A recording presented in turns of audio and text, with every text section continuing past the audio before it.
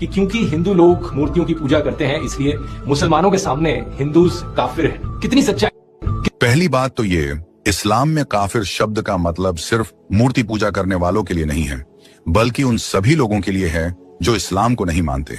जैसे मैं क्रिश्चियनिटी को नहीं मानता तो उसके हिसाब से मैं काफिर कहलाऊंगा। इसी तरह जो इस्लाम को नहीं मानता वो इस्लाम के अनुसार काफिर कहलाता है। यह सिर्फ एक धार्मिक टर्म है। अगर आप गहराई से देखो तो हिंदू लोग एक्चुअली में मूर्तियों की पूजा नहीं करते हैं, बल्कि भगवान की पूजा करते हैं मूर्ति के थ्रू। ये वैसा ही हो गया जैसे कि आप अपने फादर को याद करते हो उनकी फोटो देखकर। फोटो के जरिए आप अपने पिता को याद कर रहे हो और उनको प्यार जता रहे हो, लेकिन इसका मतलब ये ठीक है, हम बाप की ही मिसाल लेते हैं। अगर कोई अपने बाप को याद करे किसी गधे की फोटो लेकर, तो इसमें किसकी तौहीन है, गधे की या उसके बाप की? इसमें उसके बाप की ही तौहीन होगी ना। हाँ, अगर यकीनन उसके बाप की तस्वीर हो तो अलग बात है।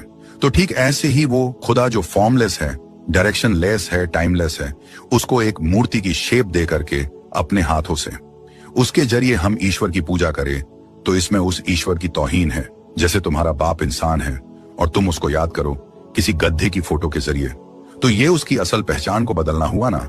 ठीक वैसे ही हमारा खुदा कैसा दिखता है हमें मालूम नहीं, और हम उसको किसी मूर्ति की शेप देकर उसके जरिए पुकारे, तो ये उसकी असल पहचान को बदल देना हो गया।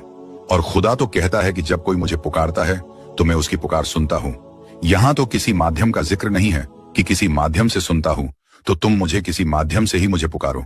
और एक मिसाल देते हैं ये लोग कि जब हमें अपनी मंजिल तक जाना हो तो हम आसानी के लिए किसी गाड़ी का सहारा लेते हैं, ठीक वैसे ही हम मूर्ति का सहारा लेते हैं खुदा तक पहुंचने के लिए।